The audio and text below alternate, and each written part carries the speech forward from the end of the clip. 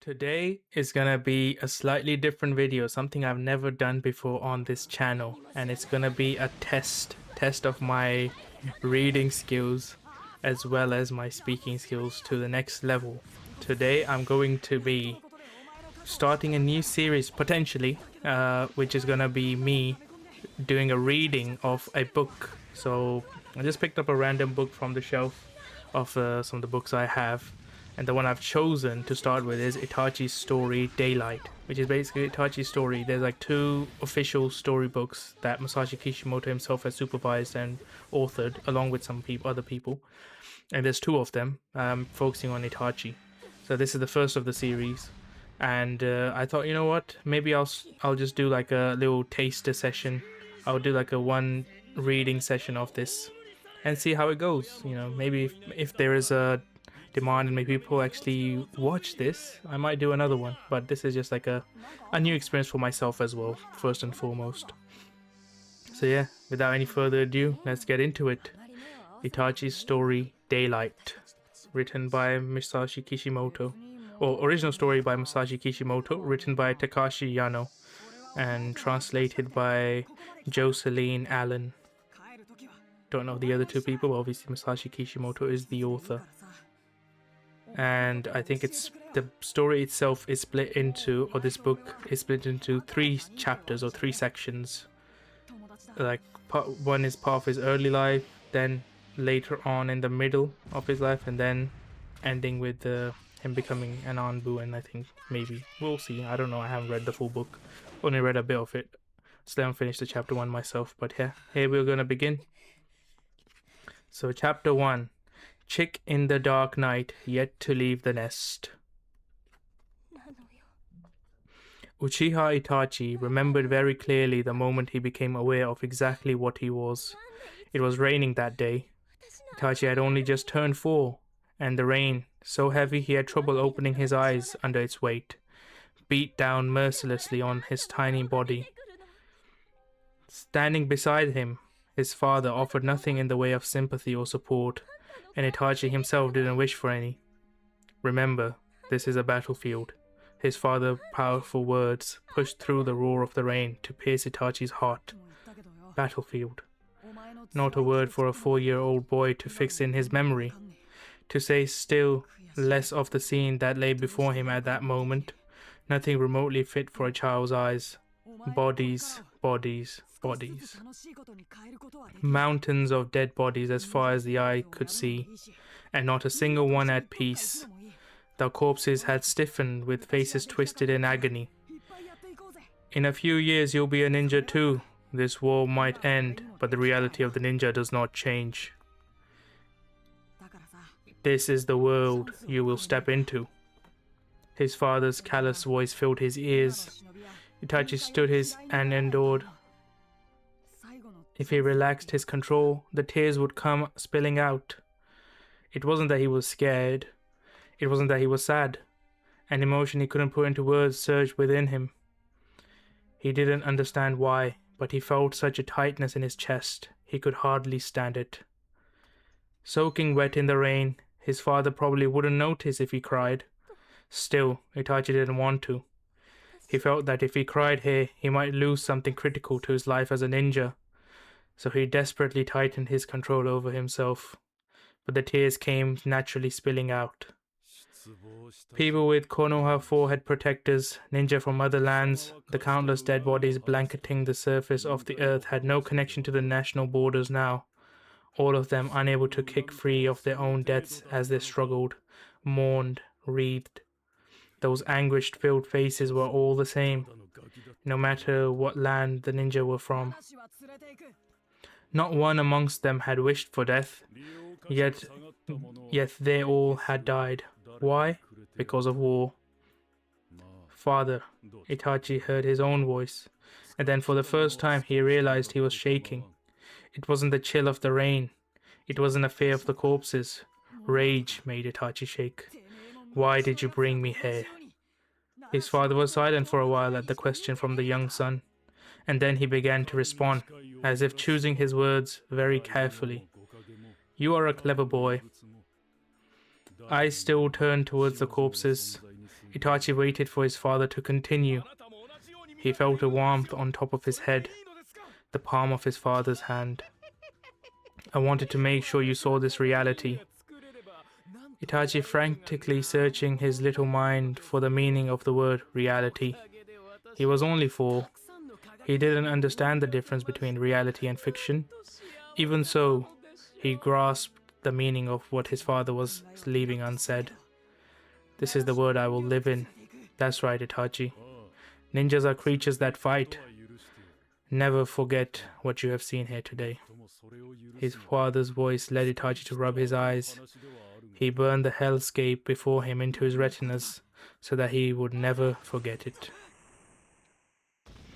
A warmth unlike that of his tears wriggled and squirmed within his eyes. The sensation, a wild wave of power flowing towards his retinas, was so terrifying, he unconsciously closed his eyes.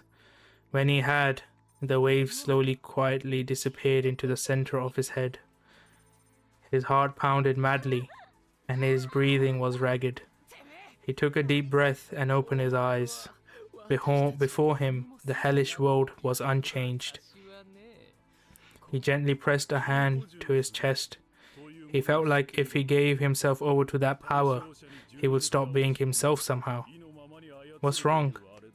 He didn't respond to his father's question, but simply stared hard at the sight before him.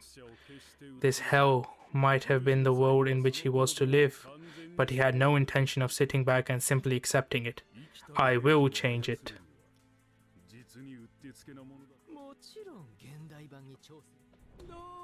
It was a mistake to try and resolve things by fighting. For whatever reason, the world had to change. This belief became the foundation of the man known as Uchiha Itachi. Itachi never forgot that day.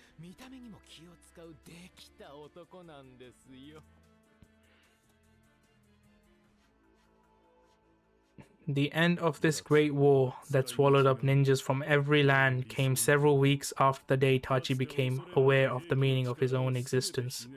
Later called the Third Great Ninja War, the conflict came to an end after an armistice agreement was concluded between Konohagakure and Iwagakure, the principal aggressors. Although the war had been proceeding favorably for Konoha, Hiruzen, the third Hokage, established a policy of reconciliation to bring an end to the fighting, with an unprecedented offer to not seek reparations from Iwagakure. Advocates for the war opposed Hiruzen's seemingly weak decision, and to keep dissatisfaction in the village in check, he decided to step down as the Hokage. This led to the selection of a new Hokage.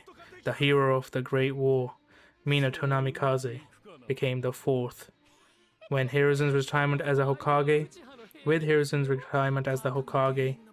the village inched towards recovery after the tumult of the war. Itachi had a clear objective: become the best ninja ever and eliminate war from this world. An adult might speak of such a grandiose dream with a laugh, but for 4-year-old Itachi it was a precious, irreplaceable dream. To achieve it, he would first learn the basic ninja skills at the academy, take his exams, and be formally recognized as a ninja. This, despite the fact that the boy had still not been accepted into the academy yet, but he wanted to become a ninja as soon as possible, so he was training by himself. I'm home. Itachi quietly slipped his shoes off in the entryway and walked slowly down the hallway.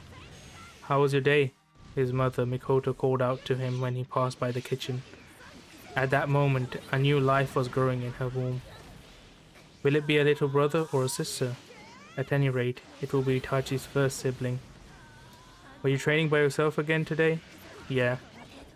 At this reply, sounding too grown up to have possibly come from a 4-year-old son, Mikoto turned around, holding a heavy belly, and shrugged her shoulders. Is your dad in his room? He is. But right now he's a little busy. His mother said, but Itachi was already stepping towards his father's room. After the day's training, he had a question about a way to hold a kunai, and he wanted an answer right away. Why should it be the 4th Why should Minato be the fourth Hokage? The fierce voices on the other side of the sliding doors stopped Itachi in his tracks. You don't know who could be listening, his father's even tone. Keep your voice down, Yashiro. But I just can't accept it. The only name other than Minato put forward for the selection of the fourth was Lord Orochimaru. Why did not a single person say your name, Lord Fugaku? The man named Yashiro demanded of his father. In Itachi's head, Yashiro's face popped up. A man who he was with narrow eyes and closely cropped white hair. Although he was older than Itachi's father, he served him as a subordinate. It's just as you say, Yashiro. I cannot accept this either. Inabi, his father spoke the name of the master of this new voice. Uchiha Inabi was a leading ninja in the Konoha military police force. His distinguishing feature was his long black hair. He was also Itachi's father's subordinate. Ninja from the other lands trembled at the mention of Wicked Eye Fugaku during the Great War. The head of the Konoha military police force. That is my position in the village. There's talk it's all the administration's plan. Yashiro shouted and then spat out. Village officials don't want the Uchiha clan standing on center stage. They said nothing in the village about all the work you did during the Great War, Lord Fugaku. Because of that, it was Minato and the Sannin and even Hatake Kakashi who had the Sharingan despite not being a member of the Uchiha clan who shone.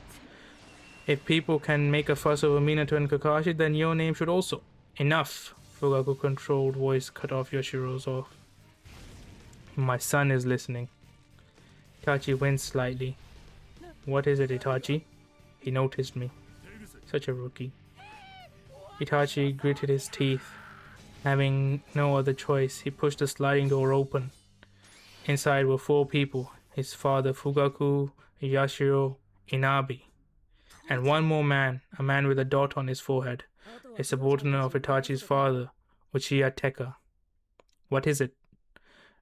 I wanted to ask you about about Shuriken.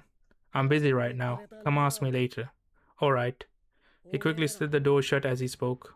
The instant it was almost entirely closed, a crimson light grew in the eyes of the 4 men. Sharingan, the Kekkei Genkai inherited by the members of the Uchiha clan. Returning to his room, Itachi recalled the air filling his father's room.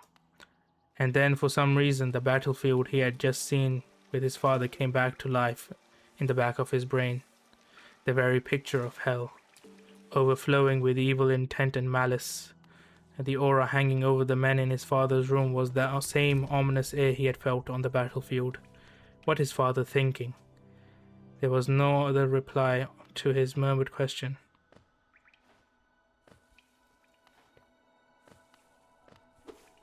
And I think we'll conclude this at that. This is the first section of chapter 1. I can see a 2 now at the next part, so I think it's like now the second phase of chapter 1 begins after this, so I'll conclude it at this point. Let me know what you guys thought. I did make a few blunders along the way, but I'm gonna upload the whole uncut version anyway. And I think some places I slightly tweaked the words and the structure of the sentence, but it's okay. I think the general message should still get conveyed. But yeah, I hope you guys enjoyed this video. I'll catch you guys in the next one. Take care. Peace out.